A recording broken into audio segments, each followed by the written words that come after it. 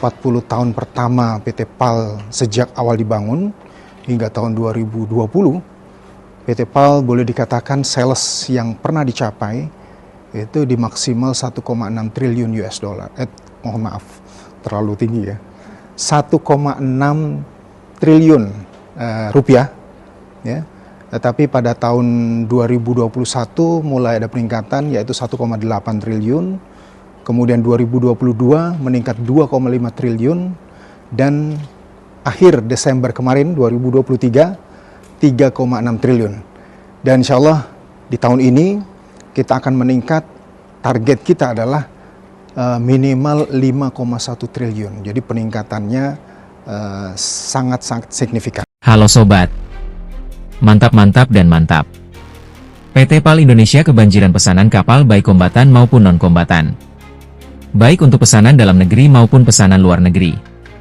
40 tahun terakhir semenjak berdirinya PT PAL, akhirnya perusahaan plat merah tersebut dapat meraup pendapatan terbesarnya di angka 1,6 triliun rupiah. Kemudian meningkat menjadi 1,8 triliun di tahun 2021, dan di tahun 2022 menjadi 2,5 triliun. Tahun 2023 pendapatan PT PAL meraup 3,6 triliun. Serta di akhir tahun lalu yaitu 2024 dalam rapat akhir tahunan PT PAL mencapai pendapatan 5,1 triliun rupiah. Lalu, bagaimana target pendapatan PT PAL di tahun 2025 ini? Target kontrak tahun 2025 PT PAL Indonesia meningkat menjadi 7,01% dari prognosa tahun 2024 atau sebesar 42,32 triliun rupiah. Capaian ini tertuang dalam Rencana Kerja dan Anggaran Perusahaan 2025 yang telah disahkan oleh Kementerian BUMN dan Defen ID dalam Rapat Umum Pemegang Saham di Jakarta akhir Januari lalu. Dengan peningkatan 7,01% dari prognosa 2024, PT PAL telah bersiap menyambut proyek baru dan penyelesaian proyek yang ada, baik dari fasilitas, teknologi, restrukturisasi keuangan, serta SDM yang unggul untuk dapat mendorong pertumbuhan ekonomi nasional melalui penguatan dan kemandirian industri pertahanan, terang Direktur Utama PT PAL Indonesia, Kaharudin Djenot. Kaharudin menegaskan bahwa pencapaian ini mencerminkan kepercayaan pasar terhadap kemampuan PT PAL dalam menyelesaikan proyek-proyek strategis baik di dalam negeri maupun di tingkat internasional.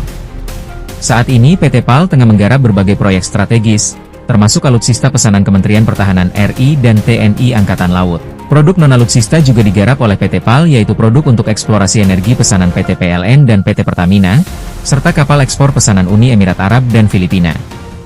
Kaharudin Djenot menegaskan keberhasilan ini membuktikan bahwa produk PT PAL mampu bersaing dengan produsen global. Hal ini tidak lepas dari dukungan pemerintah dan kepercayaan yang semakin besar dari pasar internasional. Pendapatan PT PAL pada tahun 2025 diproyeksikan berasal dari berbagai sektor, termasuk proyek konservasi dalam dan luar negeri. Pembangunan kapal selam sebagai bagian dari program strategis nasional, serta sektor non-pertahanan seperti pemeliharaan dan perbaikan, harkan, rekayasa umum, dan elektrifikasi. Sektor pertahanan tetap menjadi tulang punggung utama pendapatan kami. Namun, kami juga terus mengembangkan sektor non-pertahanan untuk memperkuat daya saing dan mendiversifikasi sumber pendapatan, ujar Kaharudin. Pada tahun 2025, PT PAL Indonesia mengerjakan sejumlah proyek, di antaranya PT PAL berpartisipasi dalam IDEX dan NAVDES 2025 di Abu Dhabi, Uni Emirat Arab, pada 17-21 Februari 2025. Keikutsertaan ini bertujuan untuk menjajaki peluang kerja sama strategis dengan perusahaan global, menembus pasar global, memperkuat posisi di kancah internasional, serta menjajaki potensi kolaborasi dengan manufaktur dunia.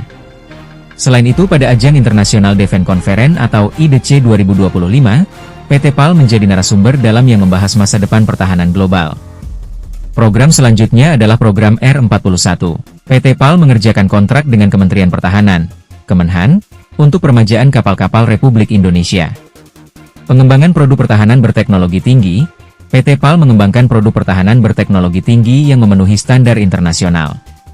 Program selanjutnya di tahun 2025 ini adalah optimalisasi teknologi, yaitu PT PAL melakukan optimalisasi teknologi untuk meningkatkan daya saing global. Demikianlah berita positif di negeri kita tercinta. Sampai jumpa di video selanjutnya. Jangan lupa subscribe. Bangga jadi Indonesia.